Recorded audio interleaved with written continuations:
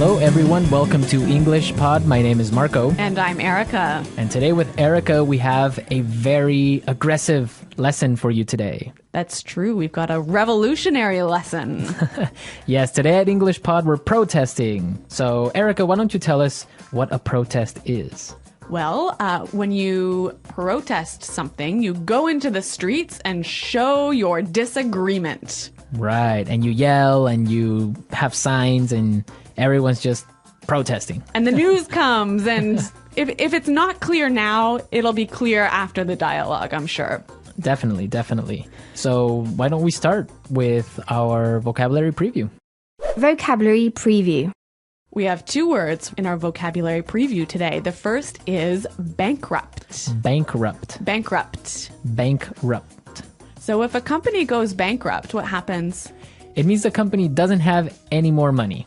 So it can't pay salaries. It can't pay Can't anything. pay its bills, yeah. So basically, if it's bankrupt, it's probably going to close. Exactly. Okay, our second word today is bailout. Bailout. Bailout. Bailout. B-A-I-L. Bailout. So a bailout is when the government gives money to a company that is about to go bankrupt. That's true. It's emergency money that will help save the company. Well, these two words are taken directly from our dialogue. And in today's dialogue, we're going to bring you live to a newscast. Right, so why don't we just listen to the dialogue?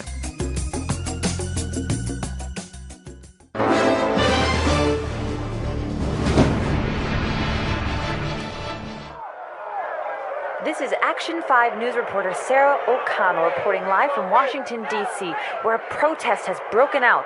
Thousands of angry citizens are protesting against the proposed bailout of the auto manufacturing industry.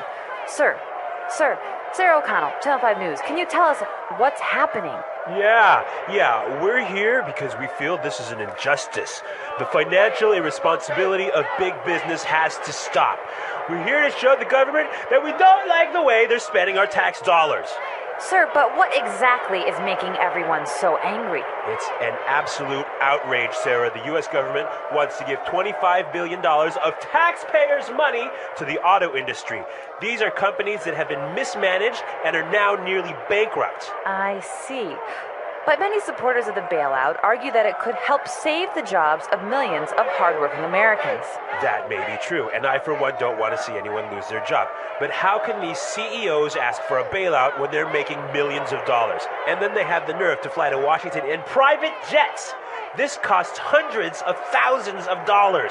They're asking for money. That is just not right. Good point. This is Sarah O'Connell reporting live from Washington, D.C. Back to you, Tom.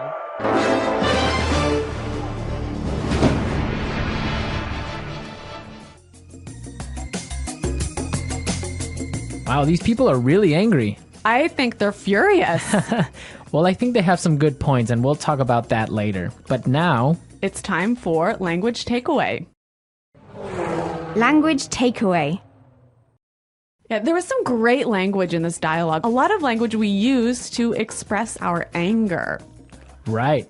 And one of those words, and the first one for language takeaway, is injustice. Injustice. Injustice. An injustice. So an injustice is something that isn't fair. It's totally unfair. It's unfair, yeah. This is an injustice. Let's look at our second word, outrage.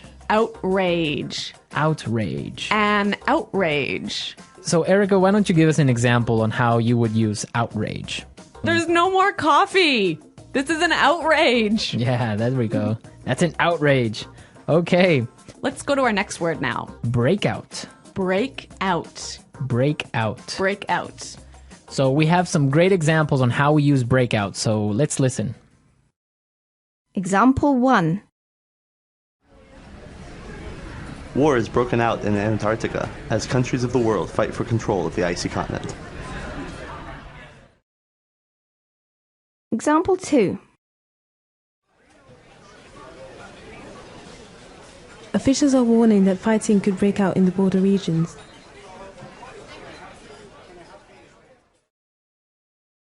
Example 3. A forest fire broke out last night. Well, this is a wonderful phrasal verb that means... To begin suddenly. Okay, so I think that's pretty clear. Yep. Yeah. Break out. Let's go to our next word now. Mismanaged. Mismanaged. Mismanaged. So when something is mismanaged, it's Not managed properly. managed poorly. Poorly, right. Yeah. Our final word today is Have the nerve to. have the nerve to. Have the nerve to. I think this one also is a little bit difficult to understand. Yeah, but we have some great examples prepared for you, so let's listen to them. Example 1. I've been in love with you since the 3rd grade, but I didn't have the nerve to tell you. Example 2. I don't believe it. You have the nerve to ask me for money when you know I've just lost my job. Example 3. What? You have the nerve to bring your new girlfriend to visit my mother. So have the nerve to is like dare to do something, right? Yeah, how dare you? Yeah. Have the nerve to. It's like, I can't believe you would do that. Yeah, I think that's quite clear. Mm-hmm. Yeah. Okay. A lot of great words in our dialogue today. And also, we have some really interesting grammar in today's dialogue. Right, so today, let's look at some grammar breakdown. Grammar breakdown. In this section, grammar breakdown, we show you a particular grammar structure and explain a little bit about how that structure affects meaning. So it's not really about getting the grammar perfectly right. It's about understanding the meaning. Right. And in today's lesson, we saw some really great examples on how we use the present perfect tense. Let's listen to an example from the dialogue. Where a protest has broken out. Where a protest has broken out. See the verb here, break out, like a protest has broken out, happened in the past, right? Right? And it's still going on now. Exactly. So present perfect is used when we're talking about an event that happened in the past and is continuing on now. Exactly. Or is continuing to affect now. Exactly. Okay, I think that's pretty clear. Yeah, but now if you want to indicate or if you want to demonstrate that the action has finished, the event is over, then you would say it like this. A protest broke out. A protest broke out. In this form, you see that the protest is over. It happened yesterday already. Right, and I think it's really emphasizing the fact that it is no longer affecting the present moment. Exactly.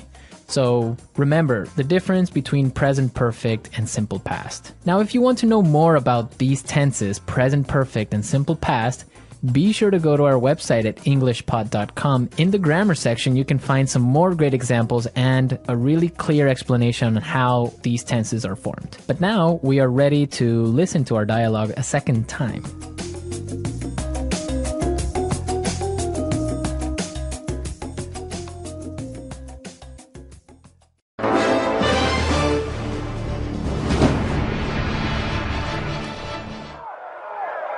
This is Action 5 news reporter Sarah O'Connell reporting live from Washington, D.C., where a protest has broken out. Thousands of angry citizens are protesting against the proposed bailout of the auto manufacturing industry.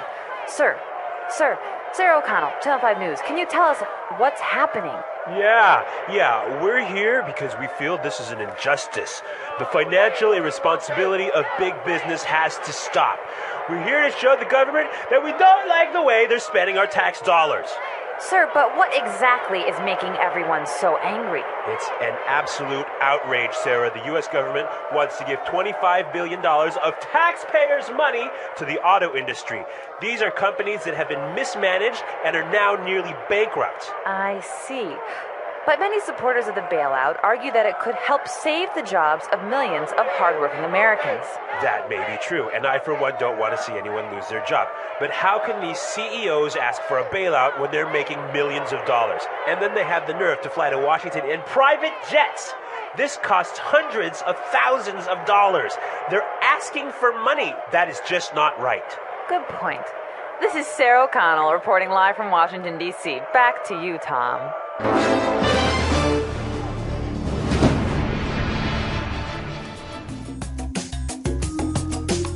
Okay, Erica, so what do you think about this situation? About the bailout of the auto industry. Yes. I think it's a bad idea. Why? There's so many reasons. I mean, I don't think it's fair for us as taxpayers. Well, I guess I'm not really an American taxpayer, but I don't think it's fair for the taxpayers to have to pay for the mismanagement of these companies. I mean, they've got so much debt. They've produced cars that nobody really wants to buy, and now they're in trouble, and it's not our money that should be spent on saving them. Yeah, I would agree with you on that, but you do have to take into consideration the fact that if these companies go bankrupt, thousands of people will lose their jobs. And not only the people that work at the factories, but also people that work for other companies that supply these factories. Yeah, I mean, I see what you're saying, Marco, but at the same time, we can't support an industry that isn't working properly. I mean, if one of these companies goes bankrupt, it's going to be terrible, but it will force the other two companies, perhaps, to manage themselves better, to streamline and become more efficient. I just think it will be better in the future. Well, it could be, but also maybe all three companies can go bankrupt. It would be sad because the American auto industry is a symbol of prosperity. Yeah. It's also the symbol of like the American culture in general.